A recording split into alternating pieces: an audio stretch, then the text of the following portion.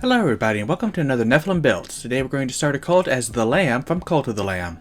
As always, keep in mind that these videos are about capturing the spirit of the character rather than capturing their abilities perfectly. Also keep in mind that the Commander Martial Archetype for Fighters is available on my Patreon at the $5 tier. With that said, let's start with ability scores. Using point buy will make Charisma 15. You don't get to lead a cult if you're not convincing. We'll make Dexterity and Constitution 13, we're going to dodge a lot and we want to stock up on blue hearts. Next we'll make Strength and Intelligence 12, you have the muscle and the know-how for construction. This will leave Wisdom at 8, cult leaders who actually believe their own doctrines are never sane. For race we're going to go with Satyr, putting our +1s into Dexterity, Constitution, and Charisma. We'll get Ram, Magic Resistance, Mirthful Leaps, Performance and Persuasion, and 1 musical instrument. We'll take the Pan Flute because why not? We'll also speak Common and Infernal. We'll take the Acolyte background, getting Shelter of the Faithful. Background features almost never get used, but for once it will. We'll also get Insight and Religion and speak Abyssal and Deep Speech. I'm not sure if the one who waits is demonic, satanic, or just plain eldritch, but we be speaking his lingo. For class, we're going to start with Bard. We'll get Dexterity and Charisma saving throws, pick Intimidation, Deception, and Nature, and be proficient with simple weapons, hand crossbows, longswords, rapiers, and short swords. We'll also get 3 musical instruments, picking viols, lutes, and lyres, classic Bard instruments. At level 1, we'll get Bardic Inspiration to inspire our followers, and level 2, we'll get Jack of all Trades and Song of Rest. At level 3, we'll get Expertise, choosing Religion and Persuasion. You could also choose Intimidation or Deception, but I try to be nice and honest to my followers. By the way, you're all in my cult, just to let you know. We'll also get our Bard College, picking the College of Glamour. We'll get Mantle of Inspiration and Enthralling Performance to hold a sermon. Now we're going to multiclass a Hexblade Warlock, getting Hex Warrior and Hexblade's Curse at level 1. Pick Fiend or Great Old One if you want, all I know is that the boss gives you a magic sword that you are instantly good with. At level 2 we'll get our invocations, taking Armor of Shadows. The other one won't matter, go nuts. At level 3 we'll get our Pact boon, picking Pact of the Blade. We'll also swap our second invocation for improved Pact weapon. At level 4 we'll get an ability score improvement which will put into Charisma, and level 5 we'll take the Thirsting Blade invocation. At level 6 we'll get a Cursed Spectre to make our enemies' ghosts fight for us. Now we're going to multiclass to Divine Soul Sorcerer, getting Favored by the Gods and Divine Magic, and picking Evil for our affinity. At level 2 we'll get Font of Magic, and at level 3 we'll get Meta Magic, picking Empowered Spell and Heightened Spell. At level 4 we'll get another ability score improvement which will cap our Charisma. At level 5 we'll get Magical Guidance, and level 6 we'll get Empowered Healing.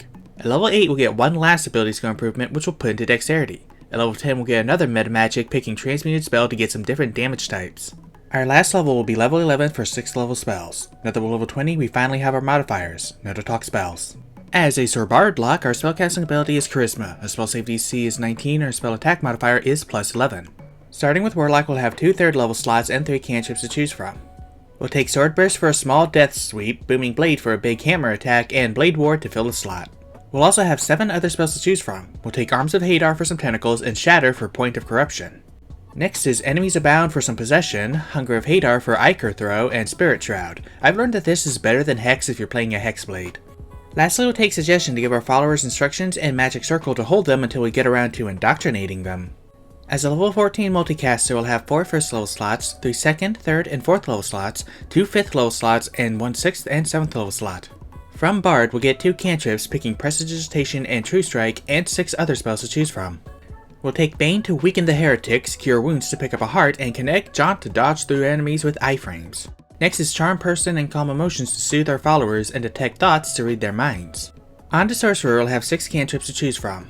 We'll take Firebolt for Flaming Shot, Mending to repair shelters, and Guidance and Resistance to support any demon-possessed followers we bring along. Next will be Friends and Thaumaturgy to help with our sermons. We'll automatically get Inflict Wounds from our affinity for the claw weapons. Those things suck, their hitboxes are whack, and this spell is too good for them. We'll also get 12 other spells to choose from. We'll take Magic Missile for Hounds of Fate and Scorching Ray for Cleansing Fire. Next will be Thunder Wave for Divine Blast, which we can change to cold or poison damage for Divine Blizzard and Divine Blight. After that is Ice Storm for Touch of Athaqua and Death Ward for Resurrection. And you don't even have to sacrifice a follower. Next we'll take Bless to bless our followers and Ceremony to marry them. We'll take Greater Restoration to let us heal a sick follower, Mass Suggestion to make our followers perform rituals for us, and Hero's Feast for the feasting ritual. Next will be Raise Dead to revive our followers. Technically none of the resurrection options in 5e work if the person dies of old age, but if you have a murderer in your flock then this will work fine. Our last spell will be Planar Binding. To bind them in eternal servitude after you vanquish him and take your rightful place as the one true God. And then you can marry him like I did.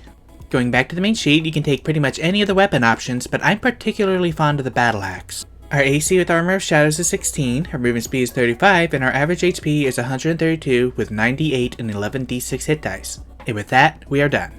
Thank you everybody so much for watching. If you'd like to support my channel, there's a link to my Patreon down in the description. Let me know what you thought of this video down in the comments, and I'll see you all next week for another personal picks.